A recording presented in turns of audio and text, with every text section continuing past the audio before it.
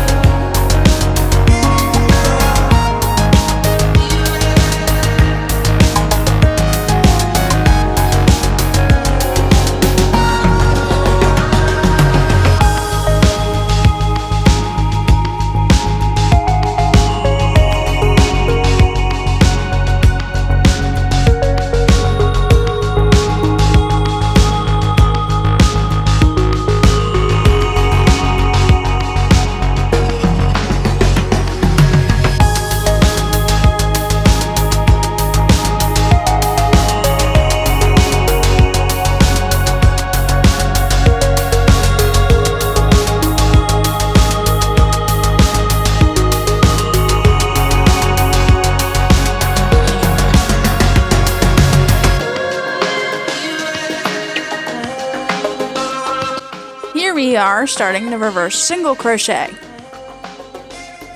and I will apologize now. I seem to have had great difficulties in actually staying in frame, which isn't surprising given how difficult this stitch is. We're literally working in reverse from the way you normally crochet. So normally you go from right to left. Here you're going left to right while still maintaining the same hand setup. So it's a little tricky, you know. And it was funny because I kept checking to make sure I was in frame, and when I would check, I was in frame. But as soon as I started to work, I just, without even realize it, started pulling the work up towards my face so I could see better. And now we're at my parents' house, and I'm Febrezing everything because everything smelled like cigarette smoke and storage. And what happened here is that it ended up getting sprayed twice on this side because I had the camera just not going in the right direction. So that's what the 2 is. And then a half hour later, I went ahead and sprayed the back side. I'm actually amazed it dried as fast as it did because I saturated the thing. But the air up here in Pennsylvania is much, much, much, much drier than it is in Florida.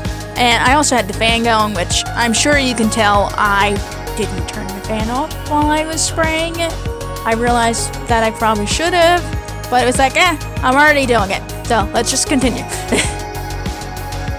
Okay, and I actually did kill the bottle of Febreze. I had just enough to get this thing done, and I am glad I did, because I wouldn't have been able to work.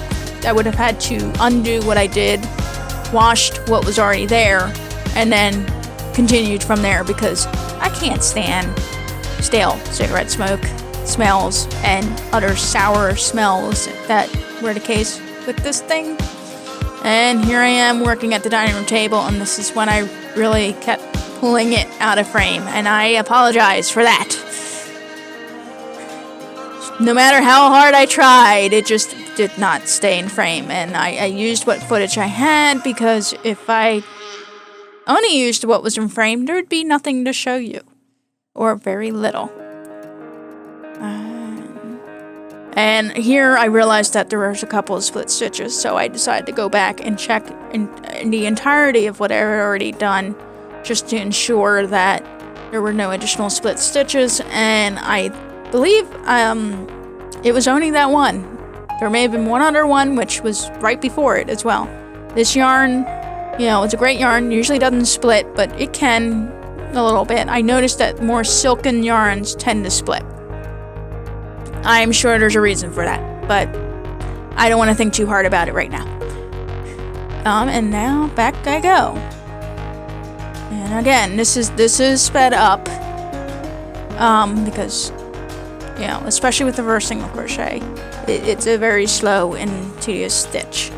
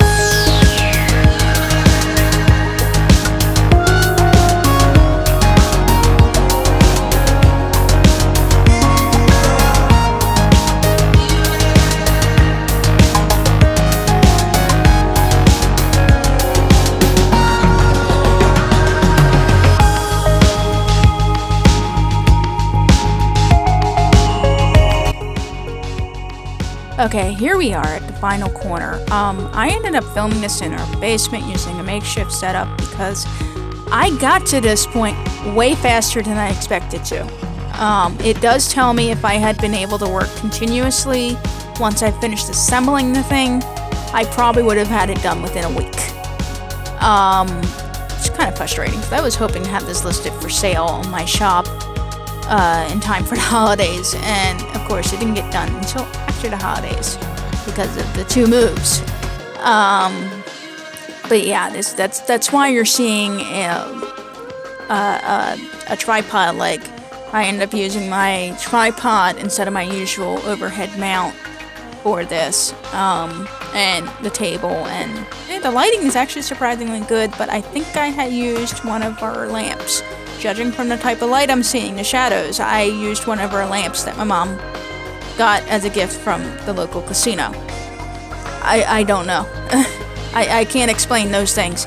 But anyway, if you are wondering about the blurred thing on the side of the screen there, I managed to miss that my husband's business card was in frame until pretty much right until the end. And we don't want that information out there, and I'm sure his employer doesn't want that information just willy-nilly out there as well. So I blurred it out. Hey, I got to learn a new function on this editing software, which is the other reason why this video is taking a little longer. I decided to start using actual editing software and not just something that's on my phone. Which, believe me, this is actually a lot faster than editing on my phone. It just took me a bit to figure out where everything was. Okay, so I'm almost done. And as you saw, I slid the business card out of the way. But yeah, you can see the red stitch marker. I'm almost there. And of course it's out of frame, but I needed to see what I was doing, and I could not with the phone between me and the piece. Okay, yeah, I focus it and then I pull it out of frame. Good one, Christine. Good one. But anyway, as you can see, I believe we got one more stitch left to do. Pop the stitch marker off. And almost. Had a little trouble doing it. Okay, did I even get it? Okay, you didn't even see it in frame. Then I fasten it off using the way I always do. I don't know if everyone else does it this way or not. It works for me. Fumbling to get the scissors because I forgot to pull them out for some silly reason.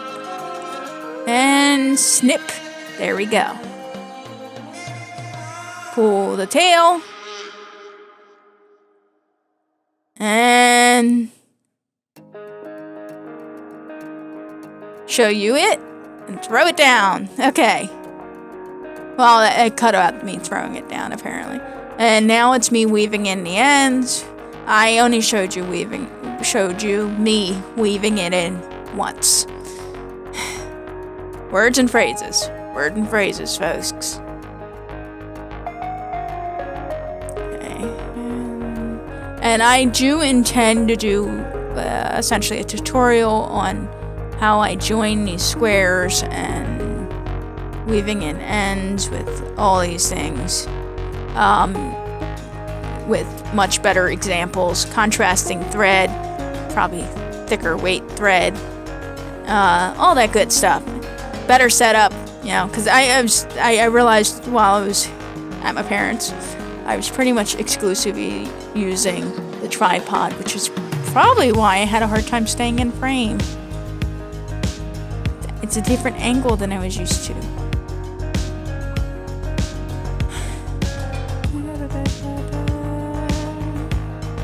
Okay, yeah, so weaving it in and out,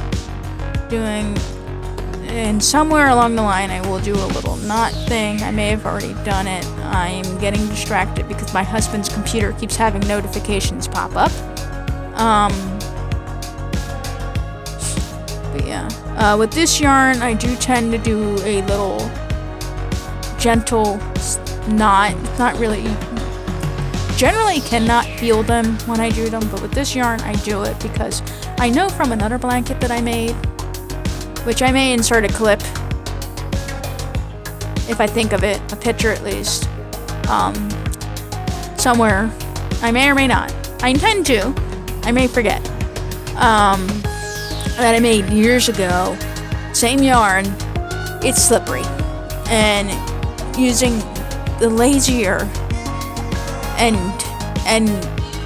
weaving or hiding techniques, they pop out eventually. So they need to be really secured. You need to weave them in a decent amount.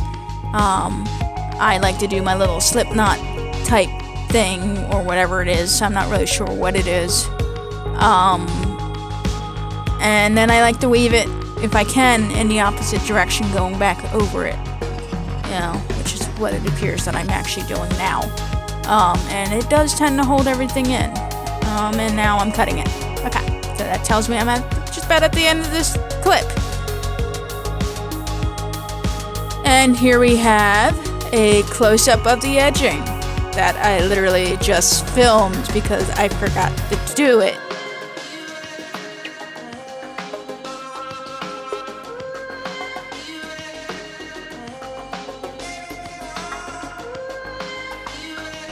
Never fails that there's a piece of dog hair somewhere. Gets everywhere. This will also be washed again before it goes out to whoever decides to buy it. And this is the original blanket that I made, I don't know how many years ago, and I am sorry for all the dog hair. This his Pepper's favorite blanket, I think. But yeah, you can see it's held up relatively well. This edging is not the reverse single crochet, and you can see a little bit of where the old end weavings have started working their way out.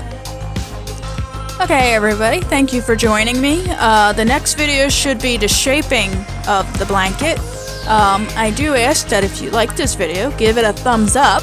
Please subscribe, and if you like, not gonna make you, click the bell for some notifications, and please feel free to leave me some constructive criticism below. Thank you, and have a good day.